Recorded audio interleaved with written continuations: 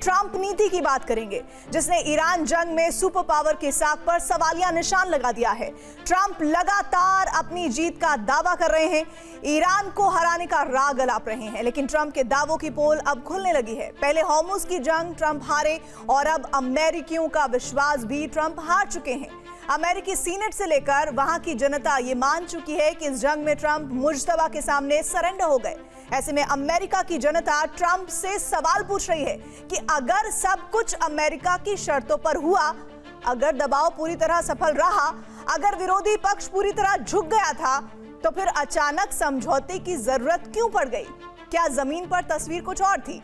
क्या ट्रंप जिस जीत का दावा कर रहे हैं उसके पीछे मजबूरी की कहानी छिपी है? हमारी इस रिपोर्ट में इसका पूरा विश्लेषण गौर से देखिए। क्या समझौता ट्रंप की मजबूरी बन गई थी? क्या मुस्तबा ने ट्रंप को सरेंडर करने पर मजबूर कर दिया? क्या इस जंग के विजेता मुस्तबा बन गए? ईरान जंग के बाद अमेरिका में ट्रंप की राजनीतिक शक्ति कमजोर होती नजर आ रही है। कैसे, उसे समझाते हैं। 3 जून को प्रतिनिधि सभा में ट्रंप की युद्ध शक्ति को कमजोर करने के लिए एक प्रस्ताव आया था। ये प्रस्ताव के पक्ष में 215 वोट पड़े थे। प्रस्ताव पास हो गया था।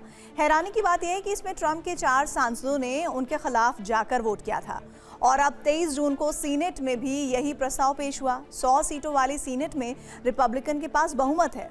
उनके पास कुल 53 सांसद हैं, लेकिन फिर भी ट्रंप हार गए। प्रस्ताव के पक्ष में 50 वोट पड़े, जबकि प्रस्ताव के खिलाफ 48। लेकिन गौर करने वाली बात यह है कि इस पूरी प्रक्रिया में ट्रंप के 4 सांसदों ने उनके खिलाफ वोट किया, जबकि एक सांसद वोट देने ही नहीं आया, जो साफ दर्शाता है कि ईरान जंग की वजह से ट्रंप के खिलाफ किस असंतोष की स्थिति बनी हुई है। साफ हो गया है कि ईरान जंग को लेकर रिपब्लिकन पार्टी में मतभेद, कांग्रेस की नाराजगी भी सामने आ गई। ऐसे में ट्रंप के विदेश नीति पर दबाव बढ़ गया।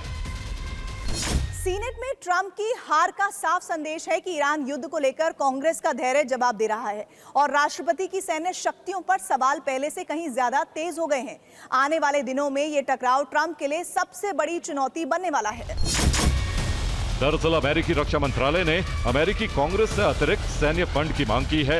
इस फंड में $80 अरब की मांग, लेकिन अमेरिकी संसद इस पर सवाल उठा रहा है। अतिरिक्त फंड की जरूरत और इसके इस्तेमाल की जानकारी मांग रहा है। इस नए अमेरिकी सर्वे में दावा किया गया है कि 37% अमेरिकी ये मानते हैं कि अमेरिका ईरान समझौता ईरान के लिए फायदेमंद रहा है। 22% लोग इसे अमेरिका के लिए बेहतर मानते हैं। वहीं 41% लोगों का मानना है कि यह समझौता दोनों देशों के लिए बराबरी का रहा है। यानी यहां भी मुस्तबा का पलड़ा ट्रंप के सामने भारी नजर आता है।